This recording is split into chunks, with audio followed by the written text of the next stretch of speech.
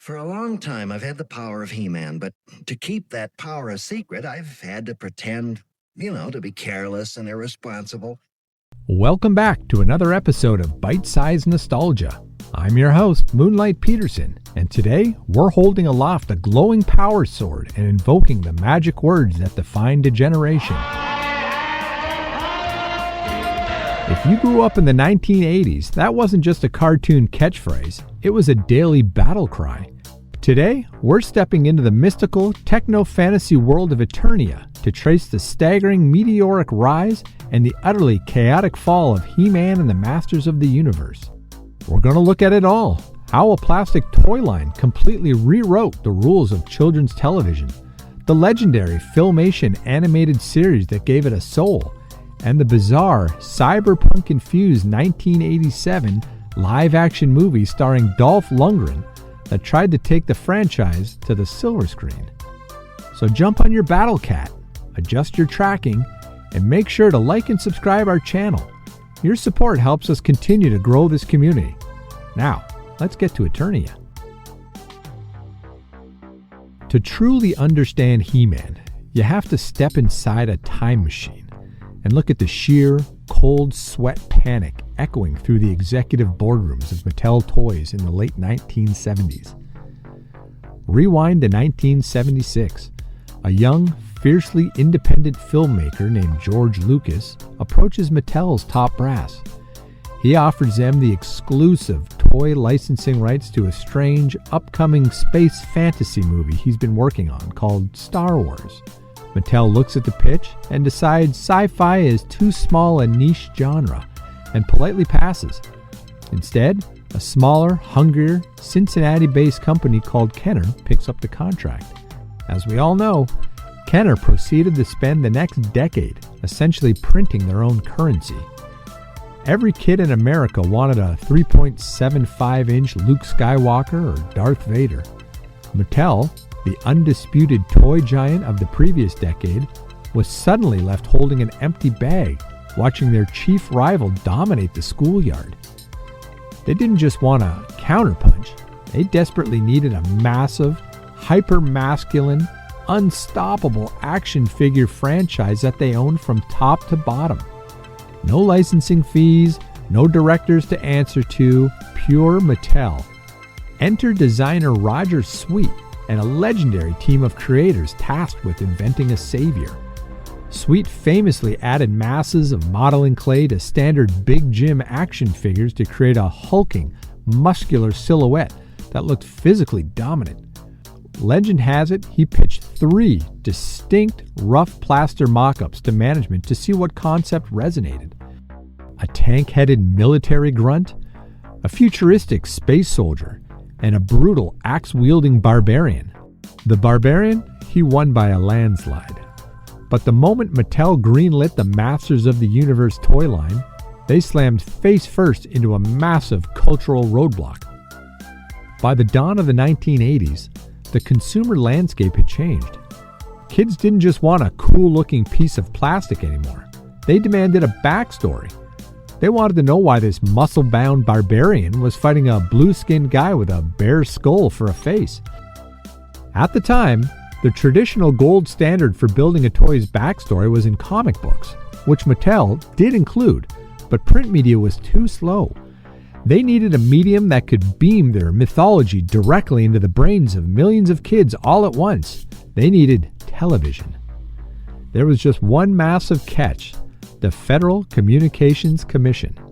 For years, the FCC had maintained incredibly strict guardrails on children's programming to prevent corporations from exploiting kids.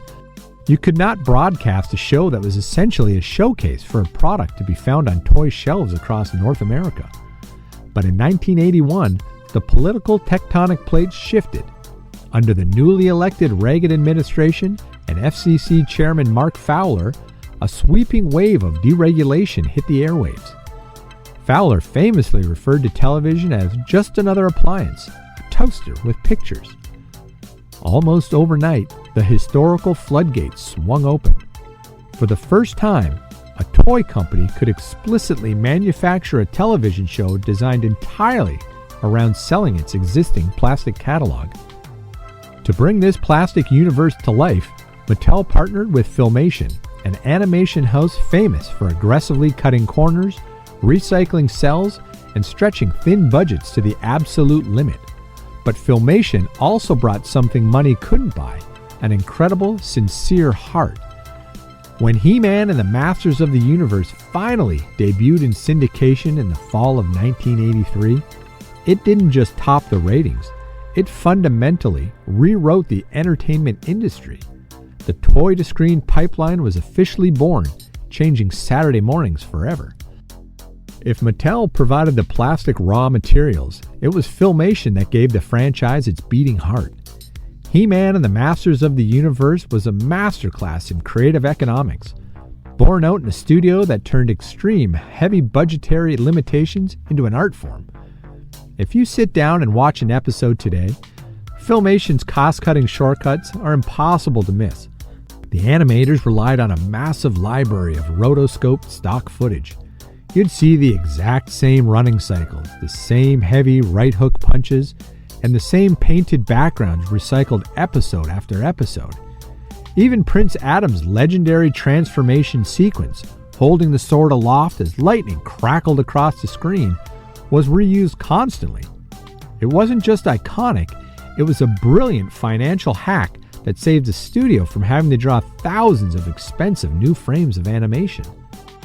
But what the show aggressively lacked in fluid, high-budget animation, it more than made up for with unparalleled world-building and unforgettable characters.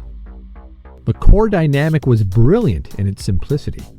You had Prince Adam, the seemingly lazy, carefree royalty of Eternia, who secretly held the fate of the realm in his hands. With the strike of his power sword, he transformed into He-Man, the most powerful man in the universe. Beside him was Cringer, his stuttering, cowardly green tiger who was forced to transform into a heavily armored, ferocious battle cat. And then, of course, there was the side of evil. The show gave us arguably one of the greatest, most entertaining villains in broadcast history, Skeletor.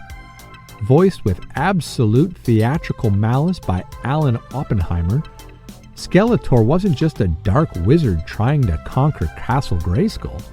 He was sassy. He spent half his screen time utterly roasting his own bumbling henchmen. Watching Skeletor berate Beastman or Trapjaw, calling them foolish dunderheads or imbeciles, became half the joy of the series. Yet despite the lasers, axes, and skull-faced villains, what truly anchored Masters of the Universe in the hearts of skeptical parents and kept a newly deregulated FCC off their backs was the legendary PSA segment tagged onto the final minute of every episode. Before the credits rolled, He-Man, Teela, or Man-at-Arms would step completely out of the narrative, look directly into the camera, and deliver a grounded moral lesson. They broke down the plot of each episode to discuss the dangers of talking to strangers, the importance of reading, or why lying to your parents always backfires. It was a brilliant public relations shield. By dedicating that final minute to character education, Mattel and Filmation effectively transformed what was fundamentally a 22-minute commercial for their action figures into an educational program. It gave the franchise a wholesome, protective aura that parents could trust, ensuring that for a few glorious years, He-Man remained the absolute, undisputed king of the schoolyard. By 1986, the unstoppable He-Man phenomenon was finally starting to show signs of cooling off. The toy aisles were no longer a monochrome kingdom of Eternian barbarians. They were getting heavily crowded out by the high-tech machinery of the Transformers and the razor-sharp style of Thundercats. Sensing that their grip on the schoolyards was slipping, Mattel knew they needed something massive to reignite the brand and capture an older audience. So, they made the ultimate high-stakes gamble, a live-action Hollywood feature film. They licensed the cinematic rights to Cannon Films, an infamous independent studio legendary for churning out gritty, low-budget action movies and B-movie spectacles. Directed by Gary Goddard and starring a young, peak physical Dolph Lundgren, fresh off his iconic role as Ivan Drago in Rocky IV, the 1987 Masters of the Universe film remains one of the most fascinating, head-scratching cultural artifacts of the entire decade. If you were a kid who walked into the theater expecting a lush, colorful recreation of Saturday morning's Eternia, you were in for a profound shock. Cannon Films was notorious for pinching pennies, and they quickly realized they couldn't afford to build a sprawling, high-fantasy alien world on their shoestring budget. So, how did the screenwriters solve this astronomical problem? They penned a script where an intricate musical device called the Cosmic Key accidentally opens a portal, teleporting He-Man, Teela, and Man-at-Arms directly to a quiet, foggy suburban town in New Jersey. Suddenly, instead of waging epic battles in front of the drawbridge of Castle Grayskull, the most powerful man in the universe is running through an American neighborhood, hiding out in a local electronics store, and teaming up with a couple of high school teenagers, including a young, pre-Friends Courtney Cox. The film completely traded the vibrant, sun-drenched techno-fantasy of the Filmation cartoon for a dark, smoky, heavily backlit cyberpunk aesthetic that felt closer to Blade Runner. Yet, despite its bizarre departures and earthly setting, the movie boasts some incredible, undeniable high points. Chief among them is Frank Langella's performance as Skeletor, which is an absolute masterclass. Langella famously accepted the villainous role because his young son was a die-hard fan of the cartoon, and he completely threw himself into the performance. Underneath pounds of heavy prosthetic makeup, Langella delivered a Shakespearean, menacing, and genuinely terrifying version of the character that completely outshone the rest of the film. Unfortunately, not even a brilliant Skeletor could save the production from its grim destiny. The movie was a resounding box office bomb, arriving in theaters just as the toy line was collapsing at retail from severe oversaturation.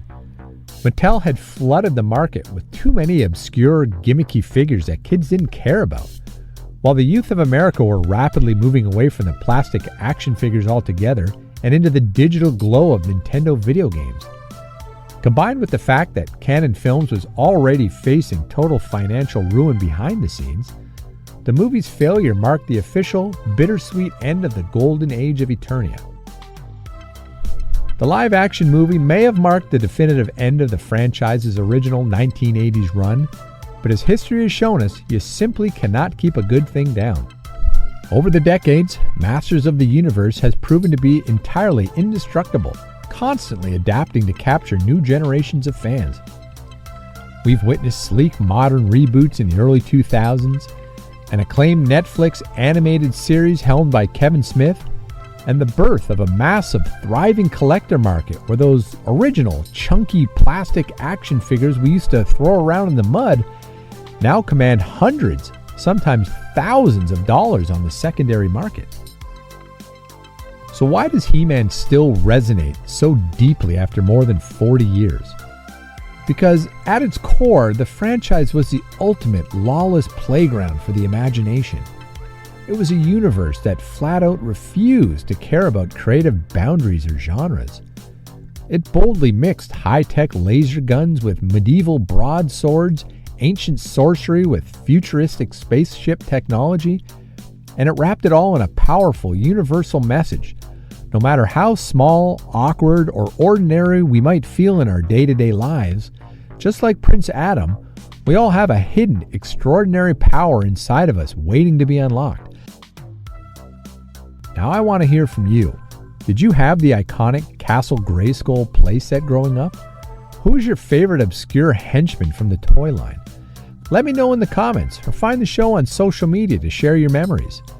If you love these trips down memory lane, don't forget to check out my book, So You Think You Know the 80s, available now on Amazon. I'm Moonlight Peterson, keeping the classic frequency alive.